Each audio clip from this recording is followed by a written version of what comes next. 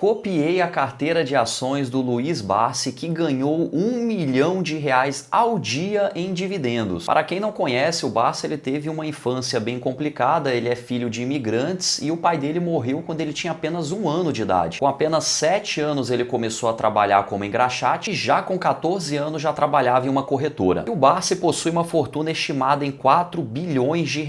E o mais interessante disso é que ele se tornou bilionário apenas investindo na bolsa de valores. Isso mostra que ele se tornou bilionário não foi fundando uma empresa, criando um negócio, e sim tendo a paciência de investir regularmente, reinvestir os dividendos recebidos e no longo prazo ele conseguiu montar uma fortuna tão grande como essa. E só para você ter uma ideia, o Barsi ele começou a aportar com um valor considerável na bolsa de valores quando ele tinha 30 anos de idade e seria o equivalente a R$ 500 nos dias de hoje. Eu vou copiar as ações que o Barsi investiu e investe ainda e mostrar qual que é o resultado dessa carteira. E vou fazer várias simulações se você tivesse investido no início do ano e também alguns anos atrás. Mas antes de eu mostrar o resultado dessa carteira, vamos entender qual que é a metodologia de investimento que o Barsi utiliza. Ele utiliza um método chamado de BEST, onde cada letra significa os setores a qual ele investe, que é o setor de bancos, energia, seguros, saneamento e telecomunicações. Ele investe somente nesses setores porque atende ali a 4 princípios que o Barsi utiliza na hora de escolher as suas ações. E o primeiro deles é a perenidade e sustentabilidade. O termo sustentabilidade talvez você já esteja um pouco mais familiarizado. Já perenidade no mundo dos investimentos significa aquela empresa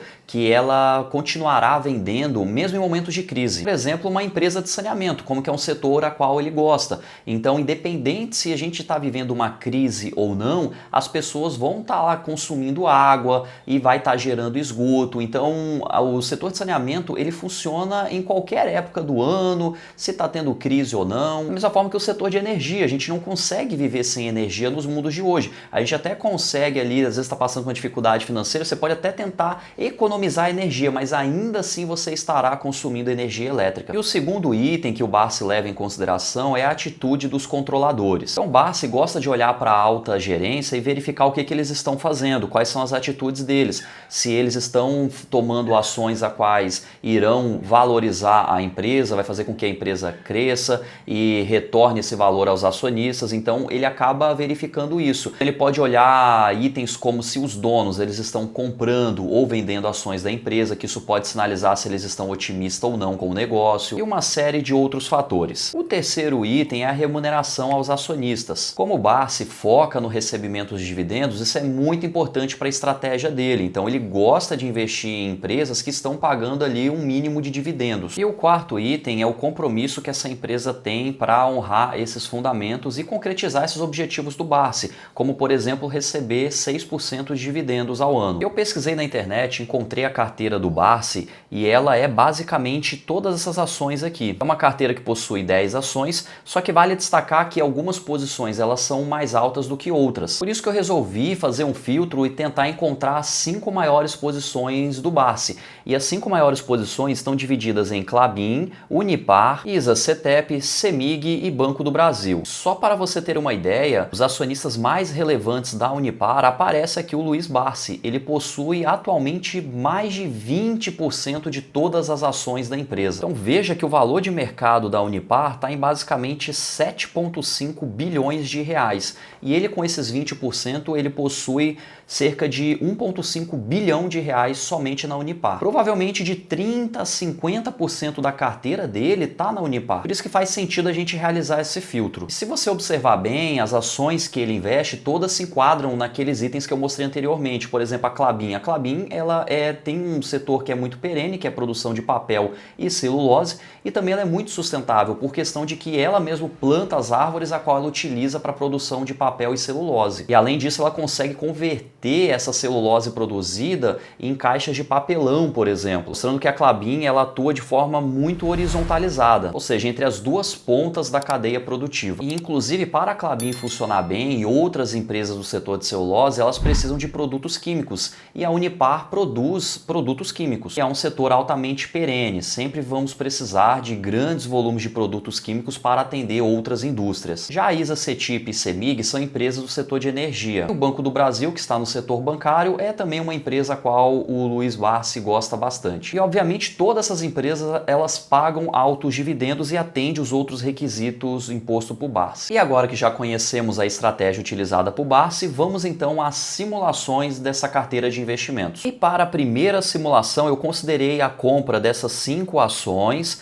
o valor investido de R$1.000 em cada uma delas, no primeiro dia útil onde a bolsa funcionou nesse ano, no ano de 2023. Então, eu estou gravando aqui no dia 28/11, a gente tem basicamente 11 meses que essa carteira foi montada. O valor aplicado foi de 5.034 e atualmente teria um saldo de 5.600 e pouco, ou seja, um ganho ali de 12,2% em variação do preço de compra e o saldo atual, que já mostra ser uma rentabilidade bem boa considerando apenas 11 meses de investimento. Só que além da valorização das ações, a gente também tem o recebimento de proventos. Para esse período foi pago ou será pago ainda, né? Porque, por exemplo, lá em dezembro ainda não foi pago e nem no ano de 2024. Então, totalizando aqui tudo que já tem direito a receber de proventos, juntamente com o que já foi recebido, teria totalizado R$256, que também contribui ali para esse saldo. Parece pouco esse valor de R$256, mas em função dos 5.000 investido inicialmente, já seriam uns dividendos de 5%. E juntando com a valorização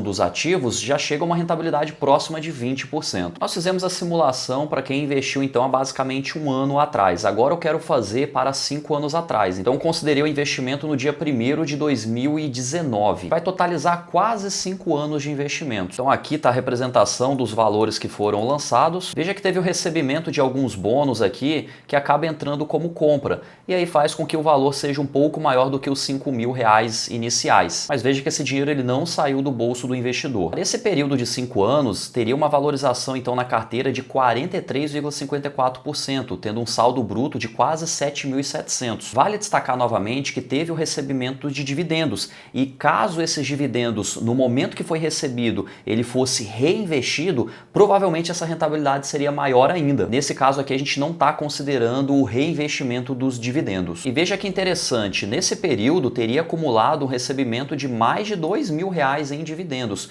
que somando ao saldo atual, iria passar de mais de R$10.000 de saldo. Ou seja, uma valorização de basicamente 100% da carteira de investimentos nesse período de 5 anos, que seria uma rentabilidade muito boa. Vale destacar aqui um ponto bem interessante, que é o poder da diversificação. Aqui a gente observa que uma empresa teria dado prejuízo, que é a CEMIG.